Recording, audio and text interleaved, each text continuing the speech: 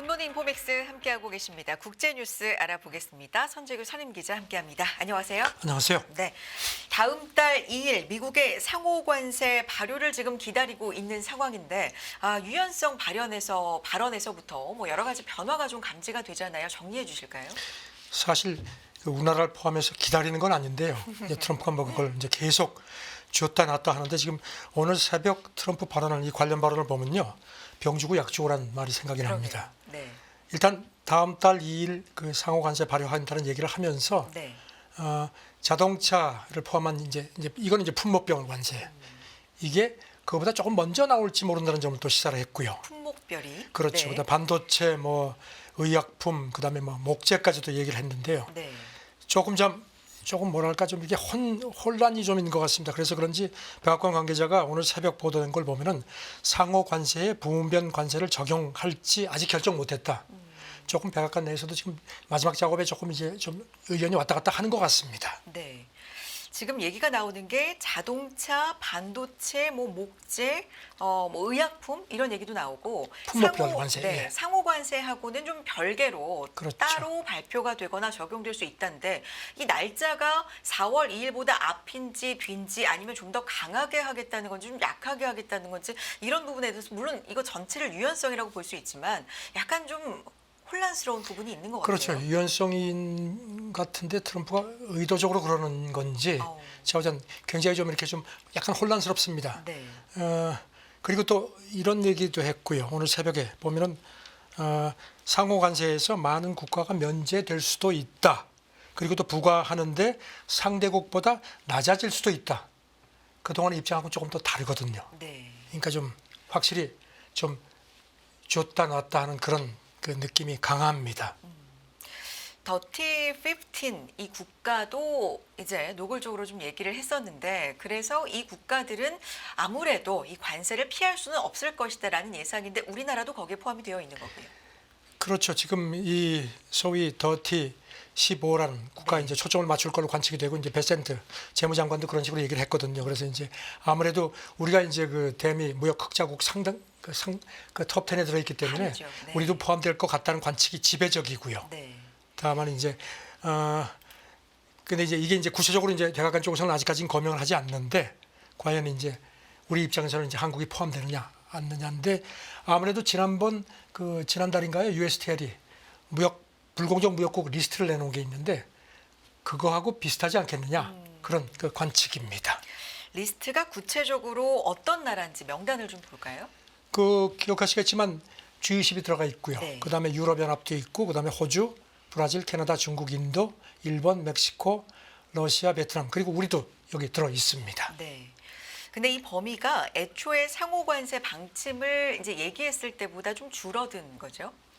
그렇죠. 네. 그런 셈이고요. 그리고 또 지난번에도 말씀드렸지만 백악관의 애초는 이제 그 교역국들의 그 대미 관세 부과 수준에 따라서 고, 중, 저 이렇게 3단계로 분류하다가 네. 이거를 그냥 국가별로 하는 식으로 좀 복잡한 작업이지만 이렇게 바꿨다고 말씀을 드렸는데 그런 것 같습니다.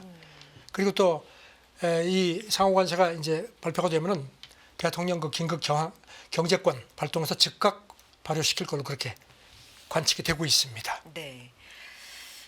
많은 사람들이 예외를 받을 수 있는지 물어본다. 사실 이런 질문도 좀 받았었는데. 그렇죠. 거기에 대해서 지금 부문별 관세 특히 트럼프가 지난주에 백악관에서 기자들한테 많은 사람이 나한테 우리는 좀 예외가 안 됩니까 물어보는데 한 명을 해주면은 다 이건 해줘야 다른 다 되니까. 해줘야 되니까 난 그렇게 못한다 하는데 네. 지금 트럼프의 여러 가지 오늘 새벽 상황을 보면은 이것도 지금 또 어떻게 될지 예측이 좀 어렵습니다. 네. 일단 주식 시장이 가장 그 심리를 좀 직접적으로 빠르게 잘 그렇죠. 반응한다고 볼 때 오늘 시장 같은 경우는 일단 유연성 쪽에 좀 기대감을 걸면서 상승 쪽으로 마무리가 됐기 때문에 약간 기대감 쪽으로 일단 반응을 한 것 같은데 불확실성이네요, 여전히. 그렇죠. 네. 이게 지금 보면은 조금 전에도 최슬기 앵커가 언급을 했지만 미국의 경기 침체 월가 쪽에 그 전망치가 올라갔죠. 그 인플레도 지금 심상치가 않고 하니까 트럼프가 아무래도 참모들한테 이런 걸 좀 고려해야 합니다 하는 그런 조언을 받은 게 아닌가 싶기도 하고요. 자, 우선 일단 좀 이렇게 병 주고 약 주고 그런 국면입니다. 알겠습니다. 고도의 이것도 뭐 전략인가 이런 생각도 한편으론 드는데 뭐 계속해서 새로운 이야기들 언급은 쏟아지니까요. 또 내일도 정리해 보겠습니다. 이렇게 불확실성 등으로 달러 가치라든지 미증시, 이 자산 가격에 좀 이례적으로 여러 가지 변동성이 있다 이런 분석도 나오잖아요. 네, 그렇습니다. 지금 네. 뭐 이것 때문에 지금 미국 자산 예외주의 그동안에는 뭐 트럼프 그 취임하고 나서는 미국 자산이 상당히 탄력을 받았는데 이제 이게 상황이 좀 달라진 것 같다는 게 파이낸셜 타임스 진단입니다. 네. 트럼프 관세 여파라든가 이것 때문에 이제 말씀드린 것처럼 미국 경제 둔화 전망도 좀 더 확산하고 그다음에 지정학적 불확실성도 지금 여전히 이어지는 상황에서 미국 주식하고 달러가 이례적으로 동반 매도세 그래서 특히 최근 몇 주에 그래서 월가의 그 이른바 미국 예외주의 거래가 산산조각 났다 이렇게 파이낸셜 타임스가 이렇게 표현을 했습니다. 네. 달러 인덱스 간밤에는 좀 올라서 뭐 104대를 기록하기도 했는데 어쨌든 최근에 트럼프 대통령 취임 이후를 보면 이례적으로 미국 예외주의일 것이다 라고 예상했던 것들은 좀 깨졌다 이런 분석이네요. 그렇죠. 달러 네. 인덱스도 지금 그 한 4% 정도 네. 이제 물론 이제 오늘은 조금 올랐지만요. 네네. 빠졌고 S&P 500 지수도 지금 한 3.6% 이상 올 들어서 이제 빠진 상태인데 이게 골드만삭스는 이렇게 봤습니다. 지난 25년 사이에 물론 이런 것들이 있었지만 이렇게 그 두 개가 대규모로 이렇게 같이 동반 움직인 건 상당히 드물었다. 그래서 미국 증시가 70년대 초 이후에 가장 빠른 조정의 하나를 하고 있는 거라고 얘기를 했고요. 그 증시 조정이 달러 매도세를 동반하는 경우가 매우 드물고 특히 주가가 빠르게 조정될 때 더 그렇다고 그렇게 분석을 했습니다. 네. 이게 여러 가지가 좀 겹친 것 같습니다. 특히 1월 말에 우리 설 연휴 기간이었던 것 같은데 딥시크라는 굉장히 시장을 좀 놀라게 한 존재가 등장하면서 이때부터 미국 기술주의 위상이 좀 흔들린다 이런 분석도 나오네요. 그렇죠. 네. 그래서 지금 지금 이제 말씀드린 것처럼 달러 인덱스가 이렇게 움직이고 S&P 500 지수도 이제 각각 이렇게 같이 동반 하락했던 네. 추세. 이게 금융 위기 때 2007년 12월부터 2008년 3월까지도 그때도 물론 그때는 이제 하락폭이 더 컸지만 그때도 같이 움직였다는 겁니다. 반면에 이제 올 들어서 이제 모건 스탠리 캐피털 인터내셔널 그 미국 주가 지수는 4% 빠졌는데 아시다시피 미국을 제외한 세계 지수는 한 9% 오르는 대조를 보였죠. 네. 그 딥시크 돌풍 때문에 중국 기술주 랠리 이어졌고 독일 같은 경우도 이제 국방비 확대 같은 거에서 재정 지출 확대 때문에 이제 닥스 지수가 올 들어서 굉장히 많이 올랐죠. 15%. 그러니까 확실히 미국 자산 예외주의가 흔들린다는 겁니다. 네. 알겠습니다. 그런 가운데 안전자산 선호 속에서 미국 국채로 자금이 좀 유입되는 것 같지만 단기채로 몰리면서 달러 가치를 지지하기는 좀 역부족이다. 이런 분석도 이어지는데. 네, 파이낸셜 타임스가 그것도 지적을 했습니다. 그러면서 이제 트럼프 당선 직후만 해도 감세라든가 대기업 규제 완화 쪽에 초점이 맞춰질 거라는 기대감이 컸는데 시간이 지나니까 이게 이건 좀 얘기가 다른데 한다는 겁니다. 월가 쪽 판단이. 그래서 이제는 트럼프 정책의 불확실성, 그다음에 스태그플레이션 우려가 월가 쪽에 훨씬 더 커졌다는 겁니다. 그 반면에 유럽 같은 경우는 이제 돈도 풀고 이제 유럽이 뭐 풀고 싶어서 그런 게 아니라 지금 이제 방위비 네. 이것 때문에 그렇고 지역적 구도도 지금 계속 흔들리고 있고 그다음에 이제 미국 주가 버블 우려도 나온다는 겁니다. 이런 것들도 요소가 된다는 지적입니다. 사실 지금 이제 3월 말로 가고 있고요. 1분기가 이제 지나간 거잖아요. 사실 근데 네. 올해 초 지난 연말만 해도 앞서서 짚어주셨던 미국 예외주의는 2025년에도 계속될 것이다라는 예상들이 상당히 많았는데 그렇죠. 네. 그게 일단 1분기로만 보면 틀렸다라는 거잖아요. 물론 여기 대해서 뭐 여러 가지 이제 네. 약간의 이견이 있는데요. JP 모건 체이스 같은 경우는 이제 자기네가 올해 그 투자 시장 테마로다가 광범위하고 지배적인 미국 예외주의를 꼽았는데 2달 만에 이게 이제 흔들렸다. 그래서 이제 이 JP 모건 최근 보고서도 4년 만에 처음으로 달러에 대한 명확한 약세 전망으로 돌아섰다. 이렇게 지적을 했습니다. 네. 그리고 이제 시장 참여자들이 달러 외에 자산을 이제 확실하게 보기 시작했다. 달러 예외주의가 고점을 찍은 것 같다고 진단을 했고요. 반면에 그 자산운용사 얼라이언스 번스타인 같은 경우는 물론 그런 미국 예외주의에 대한 의문이 있지만 아직은 결론 짓기가 시기상조다. 조금 더 확실한 증거를 보자 또 이렇게 좀 신중한 입장도 나오기는 합니다. 네. 10% 이상 기술적으로 이제 조정 국면에 들어간 미국 증시 같은 경우가 지금이 기회일지 아니면 이대로 좀 약세를 계속해서 좀 보일지 이 부분에 대해서는 의견 좀 분분합니다. 위기가 네. 기회가 될지 네. 그냥 모르죠. 그렇죠. 다음 얘기로 넘어가 보겠습니다. 트럼프 행정부 동맹 정책에 대해서 불신이 좀 쌓이면서 5세대 전투기죠. F-35에 대한 심각한 의구심이 제기되고 있다. 이게 어떤 얘기입니까? 지금 우리도 뭐 도입해서 이제 지금 실전 배치하고 있는 상황인데 영국 텔레그래프 지적인데요. 트럼프가 자꾸 이제 동맹에 대해서 이렇게 뭔가 좀 막 압박을 하니까 이런 그 불신감이 커지는 상황에서 특히 F-35 이거 계속 운영해도 되는 거야? 이거 사도 되는 거야? 하는 의구심이 커진다는 겁니다. 네. 상당히 커졌다는 겁니다. 네.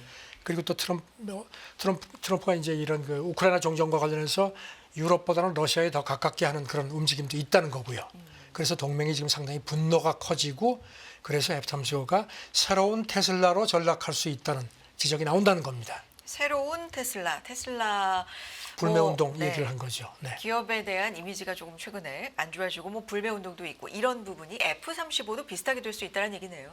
그렇죠. 네. 그런 분석입니다. 지금 텔레그래프 그 보도를 보면요. F-35가 지난해 3월부터 이제 생산이 라인이 본격적으로 돌아가서 한 해 한 150여 대 정도 출고가 가능해서 이제 많이 팔아야 되는데 하필이면 이런 시점에 이제 이런 상황이 불거진다는 겁니다. 네. 아시다시피 캐나다 말씀드렸죠. F-35 88대 사기로 했다가 이제 마크 카니 신임 총리가 그 재고해라고 했고요. 그다음에 유럽도 지금 자체 뭐 독일도 그렇고 뭐 35대 사기로 했던 건데 독일도 지금 뭐 저거 진짜 사야 되나?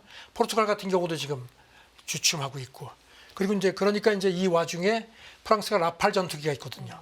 그러니까 마크롱이 또 발빠르게 생산 대폭 늘린다. 네. 우리도 있다. 이렇게 또 저 카드를 내밀었습니다. 라팔 생산을 좀 대폭 늘리겠다 네. 계획을 발표하기도 하고 이런 가운데 어제도 전해주셨습니다만 차세대 전투기로 트럼프 대통령이 보잉 F-47 선정을 이제 밝히면서 보잉 주가 크게 오르고 록히드 마틴은 떨어지고 뭐 이런 희비가 좀 엇갈리기도 했었잖아요. 근데 이제 트럼프가 또 거기다가 네. 글쎄 이런 말을 글쎄 살때 솔직한 걸 수도 있는데 이렇게 얘기를 했습니다. 그 동맹한테 F-45, 47 주긴 줄 텐데 기능을 줄인 버전을 공급할 것 같다. 그러면서 덧붙이기를 여기서 스탑을 했으면 되는데 언젠가는 그들이 동맹이 아닐 수도 있기 때문이다. 이렇게 또 얘기를 했습니다. 네. 보잉이 참 주가 올랐다가 참 아주 그냥 울상이 되겠습니다. 네. 이렇게 되니까 이제 저러면 F-35 이제 지금 이제 사고 있는데 뭐 소프트웨어도 업그레이드도 해줘야 되고 그다음에 부품도 공급해야 되는데 저 물건 사놓고 나중에 미국에서 우리 몰라 하면 저 어떡하느냐 이제 이런 의구심이 더 커진다는 겁니다. 심지어는 록히드 마틴이죠. F-35가 그 킬 스위치라는 게 있다는 겁니다. 이를테면 원격 조종해서 딱 스위치를 눌러버리면 F-35가 쓰게. 완전히 그냥 기능이 정지되는 그런 것까지도 몰래 장치해서 동맹들한테 주는 거 아니냐. 물론 록히드 마틴은 그건 말도 안 된다고 얘기를 네. 하는데 그런 지금 의구심까지 생긴다는 겁니다. 네. 아까 정리를 해주셨습니다만 뭐 캐나다도 2023년에 체결한 거 최근에 재검토하겠다. 포르투갈도 구매 보류하겠다. 좀 여기에 관련돼서도 불확실성이 산적해 있네요. 그렇죠. 지금 네. 뭐 말씀드렸지 이제 프랑스가 이제 다소에서 이제 라팔 전투기 생산 늘리겠다고 네. 했고요. 그다음에 유로파이터 타이푼도 있습니다. 유럽 그 공동 개발한 거. 그리고 이제 스웨덴 사브의 그 그리펜 이런 것들이 대안으로 지금 나오는데요. 그런데 이제 텔레그래프는 항공 전문가들 얘기인데 이런 기종들이 있는데 모두 F-35에 비해서 성능은 떨어지는 게 현실이다. 물론 F-35가 굉장히 비싸죠. 그래서 그런 한계는 있다고 지적을 했습니다. 알겠습니다. 다음 얘기로 넘어가 보겠습니다. 중국이 이 영국과 프랑스 주도로 추진되는 우크라이나 평화 유지군에 참여하는 방안을 검토하고 있다. 이런 얘기 나옵니다. 독일 벨트가 이름을 밝히지 말라는 그 유럽연합 외교관을 이용해서 전했는데요. 네. 지금 그걸 검토를 한다는 겁니다. 중국 쪽에서. 그래야지 지금 그 푸틴은 유럽 평화유지군에 대해서 굉장히 거부감이 크거든요. 그러니까 이게 중국이 들어가면은 푸틴이 조금 그래 중국이 들어오면 우리 편이니까 조금 누그러지지 않겠느냐 뭐 그런 기대감이 있다는 겁니다. 네. 이 와중에 영국은 이른바 의제연합 구성에 속도를 낸다고 하는데 이 의제연합이라는 게 평화유지군 파병을 위한 그렇죠. 거죠? 네. 유럽 미국도 있고 뭐 캐나다, 호주, 튀르키예 같은 데도 지금 네. 한 30개국 정도가 이제 들어오겠다고 하는 상태인데 이걸 이제 영국하고 프랑스가 주도를 하거든요. 네. 그러니까 지금 뭐 막 오늘 새벽에도 이제 미국하고 러시아가 협상 끝났다고 이제 했는데 급합니다. 그러니까 스타머 영국 총리가 뉴욕 타임스하고 인터뷰하면서 우리가 지금 시간을 가지고 뭐 이럴 때가 아니다. 앞서가야 된다. 그러니까 이제 우리 잘못하면 유럽이 이제 우크라이나 종전이라든가 유럽의 앞으로의 안보에서 상당히 뒤처질 수 있기 때문에 급하다는 그런 겁니다. 그래서 그런지 스타머가 그 트럼프가 유럽의 자꾸 동맹 그 방위비 지출을 압박하라고 하는 것도 어떻게 보면 일리가 있다 이런 얘기까지 했습니다. 왜냐하면 그 냉전 이후에 그 어떤 유럽의 평화 배당권을 받아가지고 좀 느긋했던 그런 점도 있는 거 아니냐 네. 이렇게까지 얘기해서 이제 미국 보고 가지 말라는 입장을 계속 지금 이제 뒷덜미를 잡고 있는 겁니다. 굉장히 복잡한 상황입니다. 그러네요. 자, 다음 얘기로 넘어가 보겠습니다. 트럼프 대통령 특사죠. 스티브 위트코프. 우크라이나 휴전 실무 협상이 실질적 진전을 보게 될 것이다. 이런 얘기를 했는데 지금 어떻게 흘러가고 있는 겁니까? 조금 전에 이게 사우디 그 리야드에서 네. 미국하고 러시아가 이제 실무 협상을 끝난 걸로 발표가 됐습니다. 네. 12시간 정도 마라톤 회담을 했는데 끝나고 나서 기자들이 굉장히 기다렸는데 안 만나고 그냥 갔습니다. 그리고 이제 현지 시간으로 화요일 날이니까 이제 오늘 밤이나 내일 새벽쯤 백악관하고 크렘린궁이 동시에 그 공동 성명을 발표할 예정이다. 예정이라는 겁니다. 그러니까 지금 기싸움이 좀 치열했던 것 같습니다. 네. 보니까 뭐 이제 앞서서 30일간 에너지하고 인프라 부분 조정하기로 한 거 이제 그거 이행 문제하고 그다음에 더해서 흑해 곡물 수출 그동안에 지금 제대로 안 돼 있는 거를 이제 그걸 재개하는 문제도 논의를 한 모양인데요. 이런 가운데 조금 전에 러시아 외무부 성명이 나왔는데요. 라브로프 러시아 외무장관이 일부 내용을 공개를 하겠다. 러시아 TV하고 회견하면서 그러니까 백악관이 발표하기 전에 뭔가 좀 이렇게 네, 먼저. 딱 그러니까 네. 아주 기싸움이 치열합니다. 그러니까 네. 앞서서 크렘린궁이 그랬거든요. 어쩌면 공동성명이 나오기 힘들지도 모르겠다. 쉬운 협상이 아니다. 트럼프는 이거 이번에 분명히 풀린다. 나 아니면은 아무도 푸틴하고 이런 거 못한다고 했거든요. 기싸움이 치열합니다. 이런 가운데 방금 들어온 걸 보니까 그 시카고 선물시장에 밀 선물이 확 주저앉았습니다. 밀. 그러니까 뭔가 흑해 그 밀수송 그 부분은 좀 풀리지 않겠다는 기대감도 있는 것 같습니다. 그렇군요. 마이크 왈츠 백악관 국가안보 보좌관 CBS 대담에서 인프라에 대한 공중 공격은 휴전 상태다. 뭐 이런 얘기도 했었잖아요. 그것도 의미를 갖는 예, 거죠. 그것도 왜냐하면 지금 네. 계속 교전이 이제 러시아가 특히 공격을 하니까 그런 부분을 강조를 했습니다. 그리고 이제 검증 메커니즘 얘기도 했고요. 그래서 좀 더 광범위하고 항구적인 평화를 얘기하겠다 했는데 크렘린 대변인은 이제 물론 이제 이건 어제 얘기입니다. 길이 이제 시작되는 거고 앞으로 어렵다 이렇게 해서 지금 서로 간에 그야말로 5월 동주 동상이몽 생각이 좀. 그런 네. 국면인 것 같습니다. 알겠습니다. 그런 가운데 트럼프 대통령은 종전을 분명히 좀 목표로 한다. 계속해서 뭐 강조를 하고 있는데 푸틴 대통령의 야망은 이보다 훨씬 더 큰 새로운 국제 질서의 주연이 되는 것이다. 이거 CNN 보도 분석이네요. 그 트럼프가 저렇게 막 그냥 밀어붙이니까 이제 푸틴이 이제 협상에 발을 들여놨는데 그 트럼프는 지금 어떻게든지 빨리 휴전 그다음에 종전을 원하지만 푸틴은 훨씬 더 꿈이 크다는 겁니다. 우크라이나 뭐 독립국 뭐 중립국 이런 얘기 다 못하게 하고 나토가 지금 자꾸 동쪽으로 오는데 냉전 시대 수준으로 다시 돌아가게 하려는 큰 꿈을 갖고 있고 그래서 그런 그 사고에 아무런 변화가 없다는 게 CNN 분석입니다. 지속적으로 이제 분위기 전해주셨을 때 러시아는 급한 게 없는 것 같다라는 그렇죠. 분석 전해주셨잖아요. 그거하고 좀 통하는 게 있는 거잖아요. 그 협상 자체로 푸틴이 크게 손해볼 일이 없다는 겁니다. 전쟁 계속하면서 협상할 수도 있는 거고 그래서 이제 그런 우크라이나 갈등의 근본적인 원인을 제거하라. 이게 이제 근본적인 원인 중에 가장 큰 게 나토 동진이거든요. 그런 게 변화가 없다는 겁니다. 최근에 미국 쪽에서도 그렇고 우크라이나 선거 얘기가 나오거든요. 그러니까 젤렌스키 밀어내라는 건데 이것도 푸틴이 이런 그 장기적인 전략의 하나가 아니냐는 분석이고요. 푸틴 대통령의 야망은 더 크다. 뭐 새로운 국제 질서의 주연이 되는 거다. 요거 구체적으로 어떤 내용인지 좀 자세히 알려주세요. 서방 전문가들도 전부 그렇게 봅니다. 네. 영국 노팅엄대 교수도 푸틴이 이제 무슨 뭐 종전하고 이런 것뿐만 아니고 세계 무대에 화려하게 복귀하고 싶어 한다는 겁니다. 그래서 유럽하고 미국 간에 좀 균형을 만들고 그래서 서방 적대국과도 가능한 한 좀 이렇게 협력할 수 있는 그런 쪽으로 가려고 하는 것. 그래서 이런 앞으로 뭐 중국 문제, 뭐 이란 문제 같은 데서도 당당하게 협상 테이블에 자기가 앉고 싶어 한다는 겁니다. 그리고 또 미국 싱크탱크 독일 마셜 펀드라는 그쪽 러시아 전문가도 미국이 지금 뭐 G8 복귀시켰다고 하는데 푸틴은 그 정도 가지고 만족하지 못할 거다. 그야말로 푸틴의 야망은 러시아가 여럿 중에 하나가 아니고 미국처럼 세계를 이끄는 최고 국가가 되기를 원한다는 겁니다. 그래서 지금 미국의 뭐 지금은 약간 아쉬우니까 의존을 하지만 그렇게 오래 가지 않을 거다 이런 관측도 나옵니다. 알겠습니다. 다음 얘기는요. 테슬라 이 머스크 CEO 얘기를 좀 해볼까요? 이번에는 비즈니스 이해가 걸린 지자체 선거에서 공화당을 지원을 했다고 하는데 이게 어떤 얘기입니까? 잠깐 설명드리면요. 네. 위스콘신주의 대법관 선거가 다음 달 1일 예정이 되어 있습니다. 그런데 머스크가 여기 사업이 걸린 게 있습니다. 테슬라 사업. 뭔가 하면 자동차 딜러막을 신청을 했는데 위스콘신주 규정은요. 자동차 제조사가 딜러까지 가질 수 없도록 되어 있는데 다만 예외는 있다고 합니다. 그런데 그 예외를 인정을 안 했다고 합니다. 네. 참고로 말씀드리면 위스콘신 주지사는 민주당입니다. 조금 뭐 좀 약간 뭔가 좀 그림이 떠오르는데 네. 이제 대법관이 지금 이제 머스크가 그 보수 성향 그 사람을 미는데 이 사람이 당선되면 이제 4대3 보수 우위가 됩니다.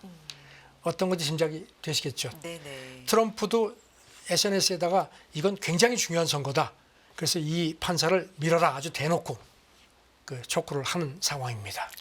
그런데 이렇게 선거 개입을 한다.